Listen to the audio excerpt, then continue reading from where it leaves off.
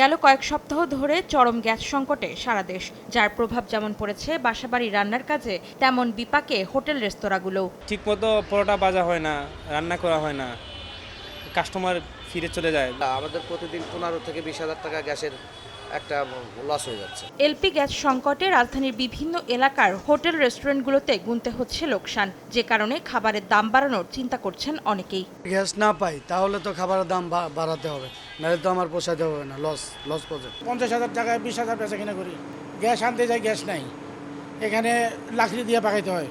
এমন অবস্থায় মঙ্গলবার ঢাকা রিপোর্টার্স ইউনিটিতে রেস্তোরাঁ ব্যবসার বিভিন্ন সংকট সমাধানের প্রস্তাব নিয়ে সংবাদ সম্মেলন করে বাংলাদেশ রেস্তোরাঁ মালিক সমিতি। জানানো হয়, এলপিজির দাম সহনীয় পর্যায়ে না এলে রেস্তোরাঁ বন্ধের মতো কঠোর সিদ্ধান্ত নিতে বাধ্য হবেন মালিকরা। 60 থেকে 70% আপনার রেস্তোরাঁ ডিপেন্ডেন্ট অন এলপিজি। আমরা 25% এলপিজি কনজিউম করি রেস্তোরাঁ খাত এককভাবে। বৈষম্যমূলক আচরণ সেটা যদি অব্যাহত থাকে, আমরা সারা বাংলাদেশে যারা রেস্তোরাঁ বৈধ ব্যবসায়ী আছি, আমাদের রেস্তোরাঁ বন্ধ করা ছাড়া আর কোনো বিকল্প পথ থাকবে না। অন্তর্বর্তীকালীন সরকারের কাছে সুনির্দিষ্ট নির্দেশনা চায় সংগঠনটি। এলপিজি যারা প্রোডাকশন দিচ্ছে তারা ওইখান থেকে বেশি দামে তারা দিচ্ছে না, বেশি দামে ডিলারদেরকে দিচ্ছে। ডিলাররা আমাদেরকে যা ইচ্ছা তাইভাবে আমাদের পকেট কাটছে, লুট করছে।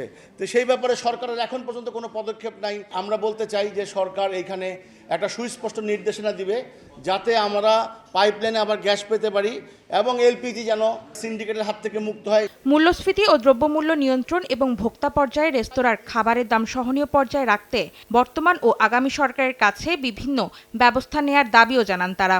আর অত্যাচার আর জুলুম আমরা সহ্য করব।